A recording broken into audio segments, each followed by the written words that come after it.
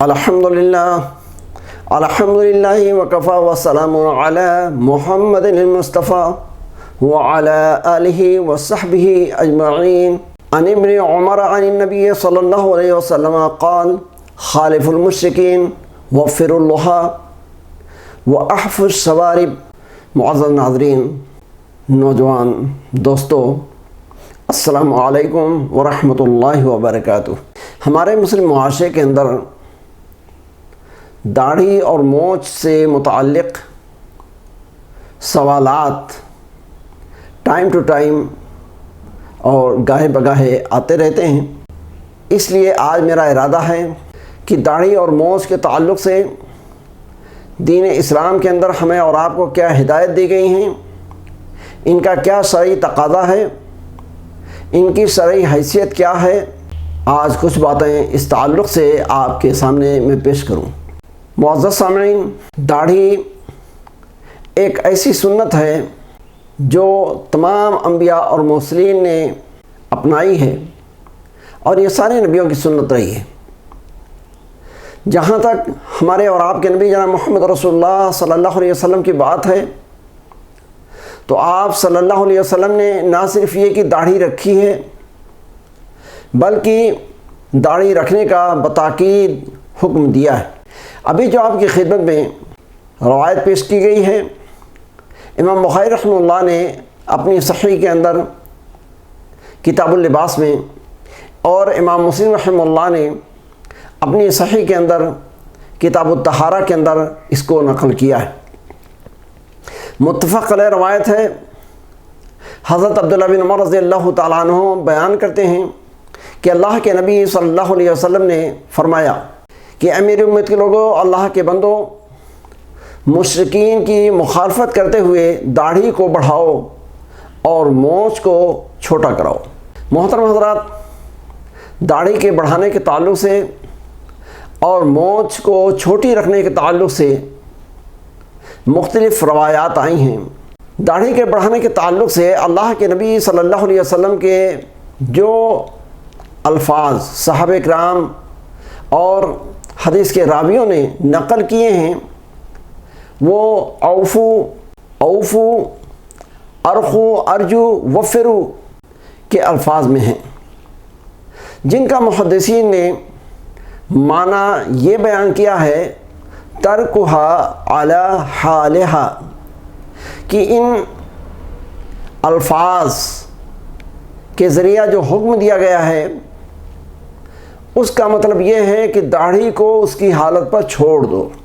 روایات کے اس ظاہری معنی کو لے کر کے ہمارے سلف صالحین کی ایک جماعت کا فرمان یہ ہے کہ داڑھی کو کسی طرف سے بھی کاٹا نہیں جا سکتا ہے اور داڑھی کو اس کی حالت پر چھوڑ دیا جائے۔ صحابہ و تابعین اور دوسرے سلف صالحین کا ایک گروہ اس بات کا قائل ہے کہ داڑھی کی ایک حد ہے، داڑھی کو چھوڑا جائے گا لیکن جب وہ اپنی حد مقرر کو پہنچ جائے تو پھر اس کے بال کو آگے بڑھنے سے روک دیا جائے گا اور کاٹ دیا جائے گا، اور وہ حد قبضہ ہے جسے ہم اردو میں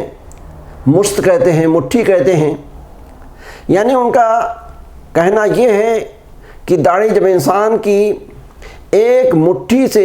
زائد بڑی ہو جائے تو جو زیادہ بال ہیں اس کو کاٹ دیا جائے گا اور ایک مٹھی کے برابر بال کو داڑھی پہ رکھا جائے گا۔ اس خیال کے جو صحابہ ہیں ان میں یہ بھی بات قابل توجہ ہے کہ حدیث کے جو نریٹر اور راوی ہیں عبداللہ بن عمر رضی اللہ تعالیٰ عنہ، حضرت ابو ہریرہ رضی اللہ تعالیٰ عنہ، یہ بھی اسی چیز کے قائل اور عامل ہیں۔ فتح باری جلد 2 صفحہ 350 پر امام ابن حجر اسقلانی رحمہ اللہ روایت نقل کرتے ہیں کہ حضرت عمر بن خطاب رضی اللہ تعالیٰ عنہ نے ایک آدمی کی داڑھی ایک مشت سے بڑھی ہوئی دیکھی تو اس کو ایک مشت سے زیادہ کاٹنے کا حکم دیا۔ بہرحال میرے عرض کرنے کا مقصد یہ ہے کہ سلف میں سے ایک گروہ، ایک جماعت اس بات کی قائل ہے کہ داڑھی ایک مشت سے زیادہ رکھنا ضروری نہیں ہے، اور ایک مشت سے زیادہ جب داڑھی کے بال ہو جائیں تو ان کو کاٹ دیا جائے گا۔ ایک تیسرا گروہ ہے جس میں قاضی ایاز اور دوسرے علماء ہیں، وہ اس بات کے قائل ہیں کہ داڑھی کا حلق کرنا، مڈانا یا اس کا نعوذ باللہ جلانا یہ حرام ہے، لیکن داڑھی کی زیب و آرائش اور زینت کے تعلق سے اس کی لمبائی اور چوڑائی کے اندر کچھ بال کاٹے جا سکتے ہیں۔ حضرات گرامی، اس سلسلے میں ایک بات اور آپ کے سامنے رکھنا چاہوں گا کہ ایک حدیث سنن ترمذی کے اندر ملتی ہے جس کے راوی حضرت عمر بن شعیب عن ابیہ عن جدہ ہیں۔ اس کے اندر یہ چیز بیان کی گئی ہے کہ اللہ کے نبی صلی اللہ علیہ وسلم اپنے داڑھی کی لمبائی اور چوڑائی سے بال کو کاٹ دیا کرتے تھے، لیکن یہ روایت محدثین کے تحقیق کے مطابق نان اتھینٹک اور ضعیف ہے۔ ابھی تک جو باتیں آپ کے سامنے پیش کی گئی ہیں ان میں خلاصے کے طور پر پھر ایک بار آپ سن لیں کہ یہ داڑھی رکھنا سنت موقدہ ہے اور داڑھی کا موڑنا حرام ہے۔ جہاں تک داڑھی کے کاٹنے کی بات ہے تو ہمارے سلف صالحین میں سے ایک گروہ اس بات کا قائل ہے کہ داڑھی کو اس کی حالت پہ چھوڑ دیا جائے اور داڑھی کو کسی طرف سے بھی نہ کاٹا جائے، اور اللہ کے نبی صلی اللہ علیہ وسلم کی جو روایات نقل کی گئی ہیں ان کا بھی ظاہری معنی اسی چیز کا تقاضا کرتا ہے۔ سلف صالحین صحابہ تابعین میں سے بعض لوگوں کا یہ بھی خیال ہے کہ داڑھی ایک مشت سے اگر زیادہ ہے تو اس کو کاٹنا روا اور جائز ہے، اور ایک مشت سے چھوٹی داڑھی رکھنا یہ شریعت کے اندر جائز نہیں۔ حضرات گرامی، داڑھی کے سلسلے میں بعض روایات سے یہ بھی پتہ چلتا ہے کہ داڑھی کو شہرت کا، پبلسٹی کا ذریعہ اور ریسورس اور وسیلہ نہ بنایا جائے، یعنی داڑھی ایسی ڈیزائن میں نہ رکھی جائے جس سے آدمی اپنے آپ کو مشہور کرنا چاہتا ہو، یا اسی طریقے سے داڑھی اس طریقے سے نہ چھوڑی جائے کہ اس کی وجہ سے اس کو شہرت حاصل ہو۔ آپ نے دیکھا ہوگا ویڈیوز کے اندر کہ کچھ لوگ داڑھی اتنی بڑی کر لیتے ہیں کہ گھٹنے تک پہنچ جاتی ہے، بعض لوگوں کی تو داڑھی دیکھی گئی ہے کہ قدم کو چھو رہی ہے۔ تو بہرحال اس طریقے سے بھی داڑھی رکھنا کہ جس سے شہرت حاصل ہو اور آدمی کی نیت پبلسٹی کی ہو، یہ بھی شریعت کے اندر ایسے ہی ناجائز ہے جیسے کہ داڑھی کو کاٹنا اور چھوٹا کرنا ناجائز ہے۔ تو یہ تو چند باتیں تھیں داڑھی سے متعلق۔ جہاں تک موش کی بات ہے، اس سلسلے میں زید بن ارقم رضی اللہ تعالیٰ عنہ روایت کرتے ہیں، جیسا کہ ابو داؤد، نسائی اور مسند احمد کی روایت ہے کہ اللہ کے نبی جناب محمد رسول اللہ صلی اللہ علیہ وسلم نے ارشاد فرمایا، من لا یاخذ من شربہ فلیس منا، کہ جو شخص اپنی موچ کو چھوٹی نہ کرے وہ ہمارے طریقے پر نہیں ہے، اس کا عمل ہماری سنت کے مطابق نہیں ہے۔ موچ کو چھوٹی کرنے کے تعلق سے ایک لفظ، ایک ورڈ استعمال کیا گیا ہے، احف الشوارب، جیسا کہ بخاری مسلم کے حوالے سے آپ نے ابھی روایت سنی۔ اس احفو اور احفا کے معنی کے تعلق سے سلف صالحین اور بزرگان دین کے اندر اختلاف پایا جاتا ہے۔ احفو کا ایک معنی یہ ہے کہ المبالغۃ فی القص، کہ بال کو چھوٹا کرنے میں مبالغہ کرنا، یعنی انتہائی چھوٹا کرنا۔ تو ایک تو احفو کا معنی یہ ہے، دوسرا اس کا معنی ڈکشنری میں یہ بھی ملتا ہے الاستیصال، بالکل موڑ دینا۔ تو ان دونوں معنوں کو سامنے رکھتے ہوئے جو اہل مدینہ کے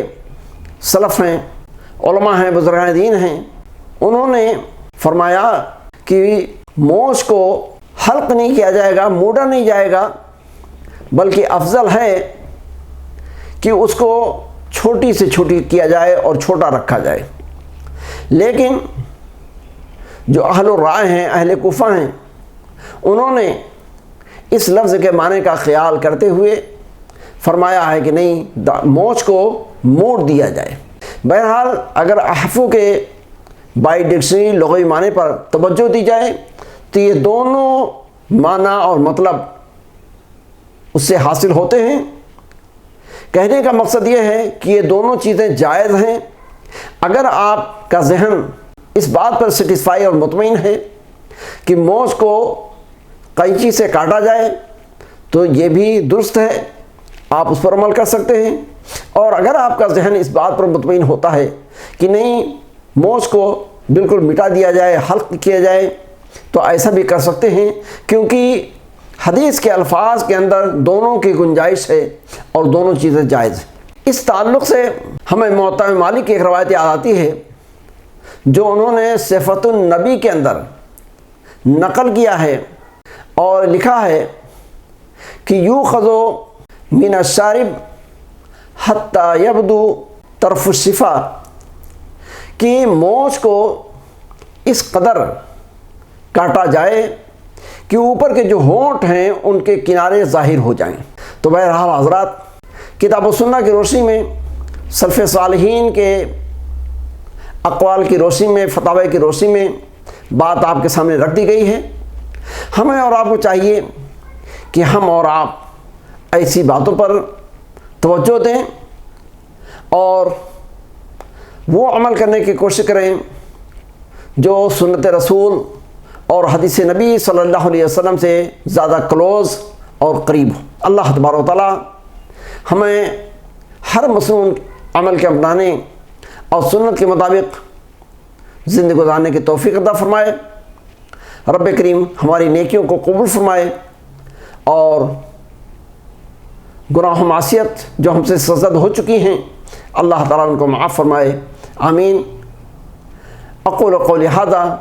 استغفر اللہ لی ولکم ولسائر المسلمین فاستغفروہ من کل ذنب انہ هو الغفور الرحیم۔ والسلام علیکم ورحمۃ اللہ وبرکاتہ۔